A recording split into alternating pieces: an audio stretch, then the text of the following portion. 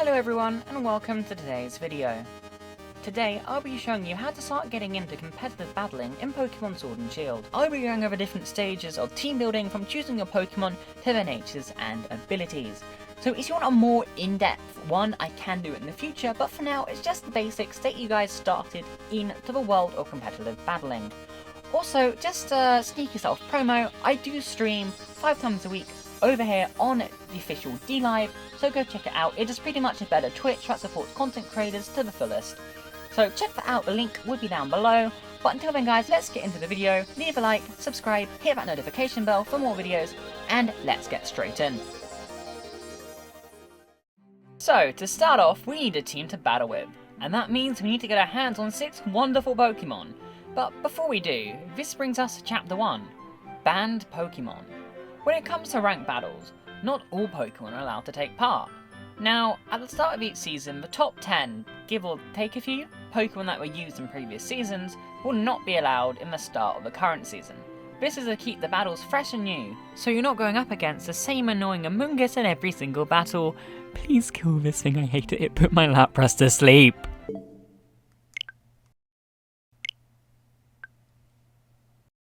You can find out this information on sites like Cerebi and other credible sources, but other than that, and with hopefully no surprise to you, the box art legendaries and mythical Pokemon are also not allowed to take part. This includes Mewtwo, Lugia, Ho-Oh, Kyogre, Groudon, Rayquaza, Dialga, Palkia, Giratina, Zekrom, Reshiram, Kyurem, Xerneas, Yveltal, Zygarde, every one of its forms, Lunala, Solgaleo, Necrozma, Zamazenta, Zacian, and Eternatus, plus all of the other Pokemon that are currently on screen. Now you know what Pokemon not to bring, you can decide on the perfect Pokemon to enroll on your new competitive team. Preferably, you would want a Wall. And no, I don't just mean this guy right here, but a Pokemon that can take hits, such as Blissey, Snorlax, or Ferrothorn. Other tanks are available. And this brings us to the next chapter, movesets. But before we get started, there is something you need to do before you start putting moves on your test subject, Pokemon, and that is making sure that they are viable to take part in ranked battles. If you're using a Pokemon that was not caught in Sword or Shield, then they will not be allowed to take part. However, do not fear, as they will be allowed once you talk to our good friend at the Battle Tower. This fine gentleman will reset your Pokemon to Sword and Shield standards, which means resetting all of their moves. But don't worry, this will not reset EVs, IVs, or any abilities that they may have. The reason why we did this is because sadly your Pokemon may forget the TRs that it was already taught, so this saves you having to go out in the raid dens and finding the correct TRs that you need again. Also, if you don't know if your Pokemon is viable in Sword and Shield, just go to the summary and check where it was from. If it says it was from this region, then you'll be fine. Now it's move picking time. When picking moves, it's important to have a wide variety to make sure that they are suitable for the Pokemon you're setting up. For example, you don't want physical moves on a specially trained Pokemon. Let's use Ninetales for example. Ninetales is a pure fire type and is mainly used as a special attacker, so it would use moves like Flamethrower, Protect, Shadow Ball, and Solar Beam. Ninetales has a hidden ability Drought which powers up fire type moves, such as Flamethrower, and makes Solar Beam a 1-turn rather than a 2-turn. Shadow Ball has a 20% chance of lowering the target's special defense by 1 stage, and Protect will protect you from all damage for a single turn. Apart from G-Max moves and this thing, why is this allowed in comp? Oh my god, Nintendo! Moving on, there are 3 types of moves altogether: Physical, Special, and Status. Physical moves are where the user mostly makes direct contact with the target, such as Giga Impact, Brave Bird, High Jump Kick, Earthquake, and Rock Slide. Special moves are the opposite, where the user doesn't make direct contact with the target, such as Surf, Flamethrower, which we talked about earlier, Icy Wind, Sludge Wave, and Thunderbolt. And finally, we have status moves. Status moves include moves that change the weather, inflict status conditions, or raise and lower the stats of Pokemon, among many other things. Moves include Protect, Rain Dance, Helping Hand, Trick Room, and Taunt. By the way, don't forget that a Fire-type move on a Water-type Pokemon such as Ludicolo here will do less damage than if it was on a Fire-type Pokemon. This goes for any move that isn't the same typing as the Pokemon it's being used on. But don't be put off by this, as it's very good to have a mixture of moves on Pokemon, and they can still do quite a bit of damage if used right. So that's it for moves at the moment, but if you want me to take a deeper dive into movesets, then let me know down in the comments. Now time to move it, onto chapter 3. I'm sorry, I just put that in there because I tried to be funny. Okay, onto chapter 3. Chapter 3. All Pokemon have abilities that provide a passive effect in battle, such as Ninetales' Drought, that we talked about earlier. A single Pokemon has a chance to get up to 3 different abilities, with one of the 3 abilities even being the hidden ability of that Pokemon, but you'll only be able to have one active at any given time. For example, Politoed's hidden ability is called Drizzle, which makes it rain for a certain amount of turns and boosts water-type moves. This ability is normally used with another ability called Swift Swim. And no, I don't mean the movement that you're frantically making trying to get away from these annoying Sharpedos. Seriously, why are they like this, Nintendo? Swift Swim is an ability that doubles uses speed in the rain, such as Ludicolo here. You may be asking, how do I get these abilities? Well, there's an easy way, or the hard way. The hard way is the old method where you'd force your Pokemon to breed until one hatches from an egg with the right ability, or you would do it the new and easy way by using an ability capsule or patch. The ability capsule is used to change a Pokemon's normal ability to another ability it's able to get, although it won't change it to its hidden ability. You can obtain an ability capsule at the Battle Tower for 50 BP by talking to this guy right here. He sees me quite a bit, he should give me a discount. If you're wanting your Pokemon to know its hidden ability, then you need to catch the train down to Crown Tundra and enter the Max Lair Den Cave thingy. Talk to this lady on the right, and you'll be able to grab yourself an ability patch for 200 Omanyte ore. You can obtain Omanyte ore by defeating wild Omanyte in battle. Just kidding, that would be silly. As we all know, you need to run them over with our Rotom bikes at full speed. Get him, Rotom, go! In all seriousness, I messed up the script and the correct all you need is Dianite. But do not forget, you can only get this if you have the DLC for Pokémon Sword and Shield, so please bear that in mind. Chapter 4. IVs. IVs, also known as individual values, help determine a Pokemon's stats. A Pokemon with high attack IVs will end up doing more damage than a Pokemon with lower attack IVs, even if they're the same level. IVs are very important when talking about competitive battling, and you want at least 5 or 6 IV Pokemon. Most people tend to go for the full 6 IV, as apparently it looks cooler. But if you're making a special attacking Pokemon, then you wouldn't need to worry about the IVs in the attack, as you wouldn't be using attacking moves, so 5 IVs are normally the way to go. To put it simply, you'd want best in all the stats that your Pokemon will be using. To check a Pokemon's IVs, you'll need to pay Nintendo an extra 10 I'm kidding. To check a Pokemon's IVs, you'll need to beat Leon in the Battle Tower and have your rank increased to 4. After doing so, you'll unlock the IV tracker. Then just go to your Pokemon box, hit the plus icon on your Joy-Con, and now you should see a range of words next to your Pokemon stats, with no good being the worst and best being the best stat. Now, just like last time, you can either choose the easy or hard way about getting the right IVs. The hard way is by once again breeding, where you'll preferably need a 6 IV Ditto holding a Destiny Knot to be put into the daycare, and force to breed with random Pokemon until you have the right IVs. Or you can train a Pokemon up to level 100, take it once again to the Battle Tower and have this guy max out its IVs by hyper training it using the bottle caps that you have collected. You can get bottle caps in a number of ways, so they shouldn't be too hard to get. Gold bottle caps max out every IV at once, whereas a normal bottle cap only maxes out a single IV at a time. Keep in mind that even though this requires a level 100 Pokemon, it shouldn't be that hard to level them up, as you can get a lot of candy from raids. Do you know what, guys? At this point, just set up a camp in the Battle Tower, because you'll be coming here a lot. That was meant to be a joke, but apparently you can actually set up a camp here. Okay. Chapter 5. EVs. Now that we've IV trained, it's time to EV train, and I don't mean this cute little fella right here. So to start off, you'd want to check if your Pokemon already has any existing EVs, by taking a trip to the Isle of Armor. You'd want to head left along the beach from where you exit the station, until you get to this point here on screen. Then bravely cycle out to sea whilst dodging a local wildlife, until you get to this little sandbank close by. Once you're there, you'll meet this kind lass who will see if your Pokemon already has any existing EVs, and will reset them for 10 Armorite ore. Now don't worry, resetting them is crucial for this next step, but if she claims the Pokemon is already a blank slate, then that's fine too. Once this is done, it's time to head to the dojo and go to the left vending machine. If you don't have it, don't worry, you can go to the Pokemart, but having the vending machine practically half the amount of money that you'd need to spend. Here at the vending machine, you can buy the vitamins needed to max out your Pokemon's EVs by increasing their base stat. So what do these vitamins do, you may ask? HP up increases HP, protein increases attack, iron increases defense, calcium increases special attack, Zinc increases special defense, and Carbos increases speed.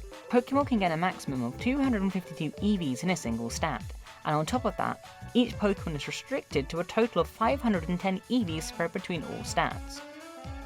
Now let's take our good old Ninetales and raise its special attack and speed by using the appropriate vitamins, with 252 in speed and 252 in special attack, and let's put the remaining EVs into HP. And now our Pokemon is all EV'd up, and remember, if you make a mistake, you can always go back to that lady on the sandbank we talked about earlier to reset your EVs and start again. Or alternatively, if you don't have the DLC, you can use certain types of berries to reset your Pokemon's EVs instead.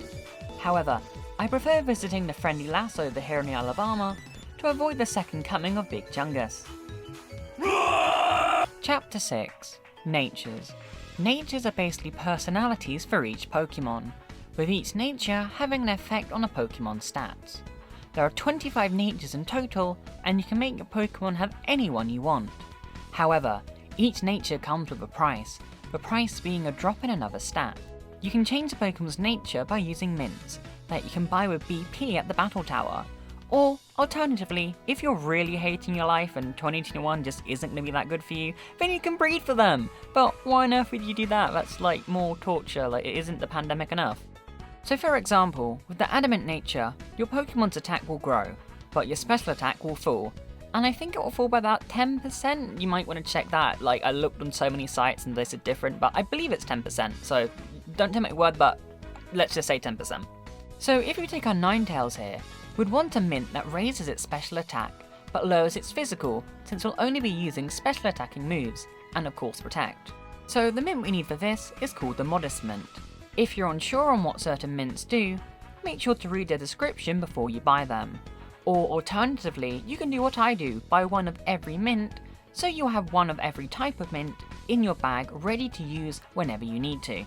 So that's it for this chapter, now on to the next one, but remember, mints can always be used to make your breath smell nicer. Chapter 7. Items. When it comes to battling, items are a key asset to your team.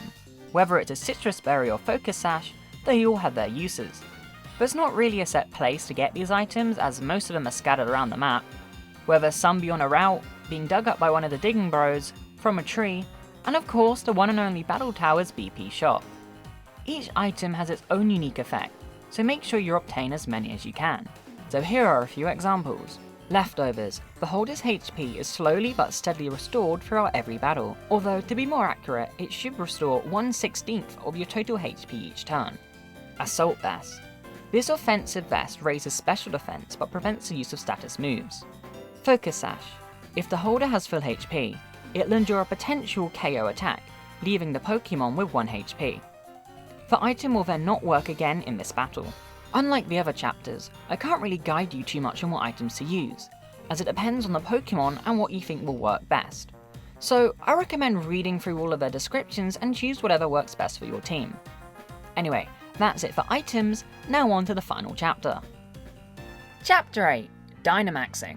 So the final thing that I'd like to talk about is a brand new mechanic added into Pokémon Sword and Sheild, known as Dynamaxing, and it's key to competitive battling. Dynamaxing is when your Pokemon grows super big for 3 turns, and has its HP doubled, but that's not all. Your Pokemon's moves get an overhaul too, by turning them into max moves, depending on what type of move you have. For example, if your Pokemon has any Fire-type moves, then those moves will get turned into a move called Max Flare, when that Pokemon is Dynamaxed. But once again, that's also not all, as these powered up moves have secondary effects. The secondary effect for Max Flare would be that the user intensifies the sun for 5 turns, therefore boosting Fire-type moves. Bug-type moves become Max Flutterby, which lowers the target's special attack. Electric-type moves become Max Lightning, which turns the ground into electric terrain for 5 turns. Normal-type moves become Max Strike, which lowers the target's speed. Fighting-type moves become Max Knuckle, which raises allied Pokemon's attack. Ghost-type moves become Max Phantasm, which lowers the target's defense. Ice-type moves become Max Hailstorm, which summons hail for 5 turns. Poison-type moves become Max Ooze, which raises allied Pokemon's special attack. Water-type moves become Max Geyser, which summons rain for 5 turns. Flying-type moves become Max Airstream, which raises allied Pokemon's speed. Fairy-type moves become max Starfall, which turns the ground into misty terrain for 5 turns. And no, not that Misty's terrain. Dragon-type moves become max Wormerind, that lowers the target's attack. Rock-type moves become max Rockfall, which summons a Sandstorm for 5 turns. Ground-type moves become max Quake, which raises allied Pokemon's special defense. Dark-type moves become max Darkness, which also lowers the target's special defense.